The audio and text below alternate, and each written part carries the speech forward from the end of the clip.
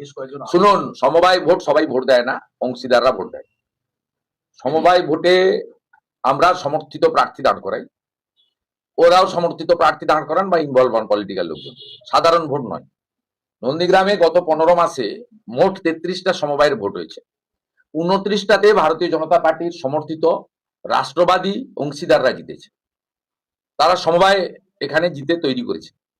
শুধু তাই নয়, তমলুক ইয়ারডিবির নন্দীগ্রাম 1-2 ভোটও ভারতীয় জনতা পার্টির সমর্থিত লোকেরা মেঘনাথ পালের নেতৃত্বে নির্বাচিত হয়েছে, ডাইরেক্টর হয়েছে। একটা সমবায়ের নির্বাচনে এই যে গুন্ডা কাজাহার, তার বাহিনী, সাইদ ইত্যাদিরা একটা শিডিউল কাস্ট পাড়া, হরিজন পাড়াতে রাত্রি 12:30-1টার সময় ঢুকবে কেন? প্রথমে মহিলাদের মেরেছে, সেখানকার মহিলারা পুরুষ মানে এলাকার মানুষ সংঘবদ্ধ হয়ে তাদেরকেও উত্তম মধ্যম দিয়েছে। আত্মরক্ষার অধিকার প্রত্যেকে আছে।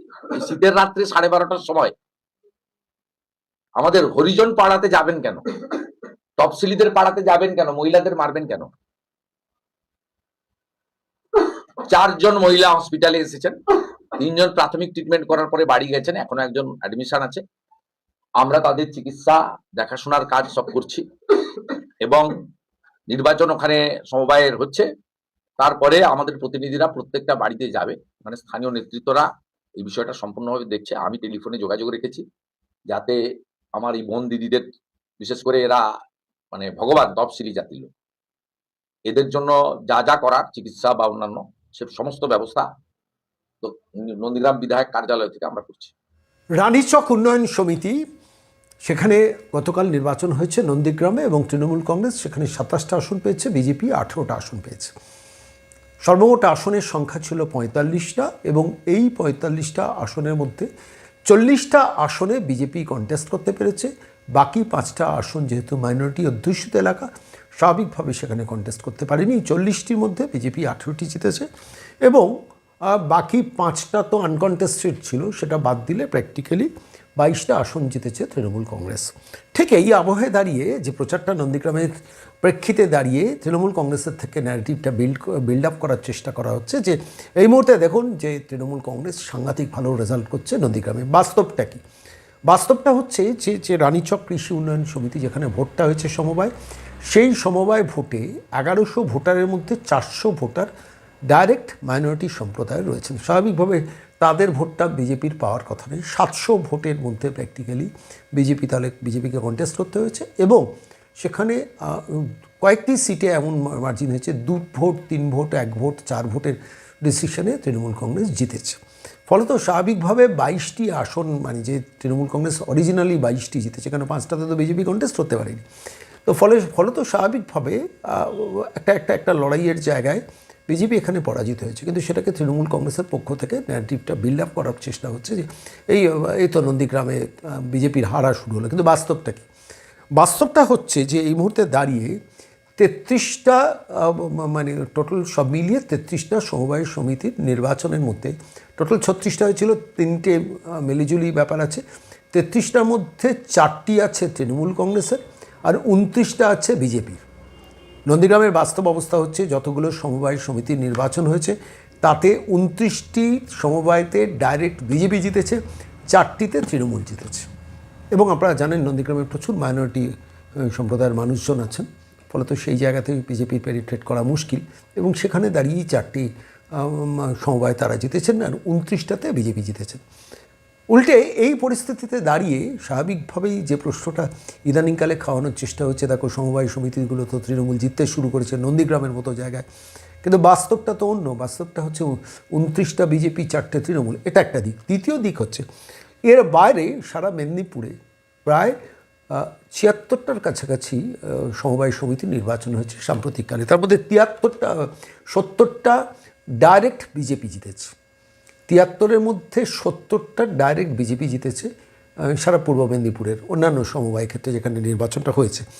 আর নন্দীগ্রামের মাটিতে, এটার বাইরে নন্দীগ্রামের মাটিতে 33-এ 29 বিজেপি, 4টে হচ্ছে তৃণমূল। ঠিক সেই আবহে দাঁড়িয়ে আমি আজকের গতকালে নন্দীগ্রামের যে নির্বাচন হয়েছে সেই নির্বাচনে যে তৃণমূল কংগ্রেসের থেকে মিথ্যে একটা প্রচার চলছে, সে মিথ্যে প্রচার চলার প্রেক্ষিতে দাঁড়িয়ে আমার মনে হলো আজকে দুজনের বক্তব্য আপনাদের শোনাবো। এক নন্দীগ্রামের বিধায়ক পরিষদীয় বিরোধী দল নেতা শুভেন্দু অধিকারী কী বলেছেন তার বক্তব্য শোনাবো, আর তারপর মেঘনাথ পাল যিনি এই নির্বাচনটা স্থানীয়ভাবে পরিচালনা করেছেন তার বক্তব্যটা পরপর শোনাবো। শুনলে বুঝতে পারবেন যে বাস্তব অবস্থাটা কী। এখনও নন্দীগ্রামে অ্যাবসলিউট মেজরিটিতে রান করছে বিজেপি, এবং পরিস্থিতি যেখানে দাঁড়িয়ে রয়েছে এই মুহূর্তে দাঁড়িয়ে আপনারা জানেন যে নন্দীগ্রামে কালো ভোট হলে বিধানসভা নির্বাচনে অন্তত 20,000-এর মার্জিনে হারবে তৃণমূল কংগ্রেস নিজেও জানে, কিন্তু চেষ্টা করা হচ্ছে বিভিন্নভাবে পুলিশ প্রশাসন অ্যাডমিনিস্ট্রেশন সন্ত্রাসের একটা বাতাবরণ তৈরি করে একটা অন্য ন্যারেটিভ তৈরি করা।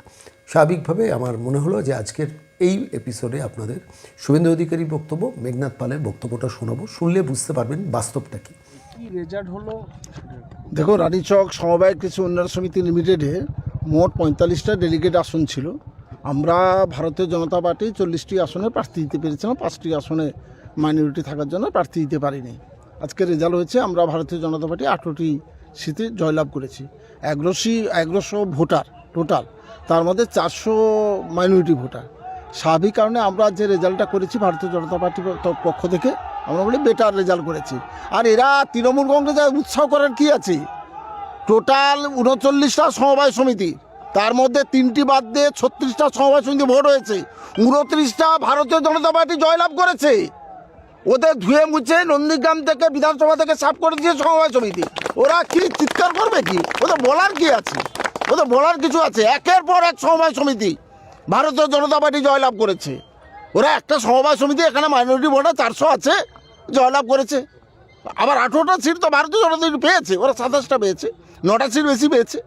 তাও আবার 2-4টা করে ভোটের ব্যবধানে ওই 9টা সিটের রেজাল্ট হয়েছে। কি এমন হয়েছে? আমরা মনে করি ভারতীয় জনতা পার্টি আমরা অনেক বেটার রেজাল্ট করেছি। আর 26-এ তো বিধানসভা নির্বাচন আছে, নাকি ঝামা ঘষে দেবো বলে দিলাম তো। গোয়ারা হারাবো তৃণমূল কংগ্রেসকে, যে এসে দাঁড়াক সাহসের অভিষেক দাঁড়াক, প্রমাণ করে দেবো। মমতা বন্দ্যোপাধ্যায়কে হারিয়েছিলাম, 26-এ যদি অভিষেক ব্যানার্জি এখানে এসে দাঁড়ায় তাকেও হারাবো গোয়ারা। এর ফল কি বিধানসভা নির্বাচনে? বিধানসভা নির্বাচনে কোনো প্রশ্ন নেই। বিধানসভা নির্বাচনে আমরা 29টা সমবায় সমিতি জয়লাভ করেছি। স্বাভাবিক কারণে ভারতীয় জনতা পার্টি অনেক ভালো মাটি, এটা শক্ত দুর্গ ভারতীয় জনতা পার্টি এই মাটি। অতএব আমাদের কিছু প্রশ্ন নেই। ভারতীয় জনতা পার্টি বিধানসভা নির্বাচনে 26-এ বিপুল ভোটে তার প্রার্থীকে জিতাবে। আপনার নাম? মেঘনাথ পাল, তমলুক সাংগঠনিক জেলা ভারতীয় জনতা পার্টির সাধারণ সম্পাদক।